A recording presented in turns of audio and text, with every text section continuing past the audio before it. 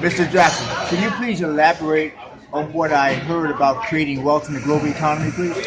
Well, you see, it's kind of like this. Okay, let's take a tree for example. A tree needs roots to grow down so that it can grow up. It needs to grow up so that it can get nutrients so the roots can grow deeper down. See, the economy is kind of the same way. It's like this. Effective leadership grows down. Now, the stronger the roots in effective leadership, the stronger the tree can grow up in the global economy. Okay.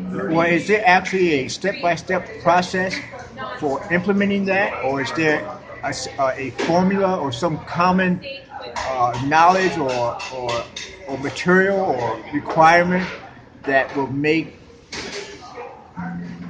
this something that any organization or individual or country could actually implement into its existing infrastructure? Well, I call it Get Rich and Grow Wealth. 10 keys to being an effective leader in the global economy. And basically, it's a 10-step process that you can apply to build the resources within yourself necessary to motivate others towards your ideas. It's kind of like building your faith in your own ideas. The stronger your faith is, the more motivated people get to make it a reality. And that's the complex structure of a global economy that's essential to success, to the success of a business. Being able to motivate others, make money in your sleep to be successful in a global economy. So you're saying that to be successful in the global economy, it's just a matter of motivation, inspiring an individual or business, and that would change the economy? Well, I'm saying that in order to motivate a person, you have to have a base upon which they're motivated to. So I wouldn't say it's just about motivating. First, it's about building a base that will motivate people. I am saying that you must motivate people in order to be successful in a global economy. And that would be strengthening your base and your belief in your ideas. Okay. I'm not clear on what you mean by strengthening your base. Okay, your base of what? Your base of people, your base of property, your base of assets. When you say building a base, it's just like in construction. If you tell me to build a foundation, I need to know what are you talking about. You're talking about a concrete foundation. You're talking about a foundation that's made out of wood, flooring. You know, there's different types of bases, foundations. So there's a military base. There's the base of 7. There's bases in arithmetic and math. I need a little clarity on what you mean by having a strong base. Well, base in this sense. Okay, when we talked about the tree, okay, the root system is effective leadership in the global economy. The roots grow down for nutrients. So in effective leadership, that would be like the Millionaires Institute, okay, or the Billionaires Institute. This would be nutrients that strengthen the root system so that the tree can grow up to get the nutrients in the global economy. So in essence, it didn't really matter what the base is, whether it's a base of wood, whether it's a base of concrete, because if it's basically just used to grow or to plant, as you would say, plant the seed so that the root can go down, then it really doesn't matter what the base is. So now I understand what you mean, that any country, whether it's a financially strong company or a new upcoming country, third world country, you're saying that if it can penetrate the base for the roots to grow, then that will stimulate the economy.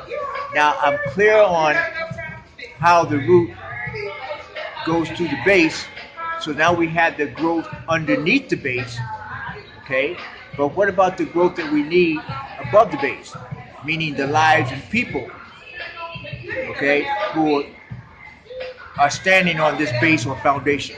Okay, we have the roots, and like for example in America, okay, we have the roots, the old, and I like to call it the old money, the Rockefellers, okay, the Carnegies, the Mellons. We had those roots, we had those that foundation, okay, and they are doing extremely well, okay, because of the base, the economic base that America allowed them to plant and grow, okay. But what about all those millions of individuals above that base, okay? How do we get the benefit from groups that are as strong or as big as the Carnegies or the Rockefellers?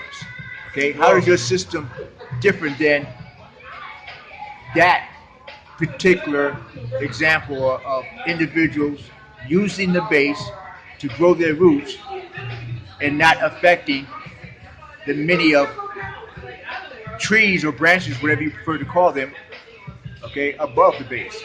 well, this is how it works. Okay, you have in a tree you have chlorophyll. Now, chlorophyll is created from the nutrients that the seed feeds from. And in the essence of the tree, one of the things it produces is chlorophyll. And chlorophyll is used to transfer the energy of light into nutrients. So in the base, you want nutrients that will produce what I call a belief system that people can attract to. Now, above the base, above the root system, you have billions of people, plenty of light. The nutrients that you build in the base and what they produce to attract that light will pretty much decide your market share. So, for example, if I tapped into the Millionaires Institute, then I would have an unlimited access versus if I tapped into social services or humanitarian efforts or uh, the poverty industry. The light above the base will be limited based on what the nutrients could produce. So I'm encouraging people to tap into that which creates the strongest fold of effective leadership to expand your horizon and capture as much light as you possibly can above the base. And this is why trees grow thousands and thousands and thousands of years based on the root system and above the base system.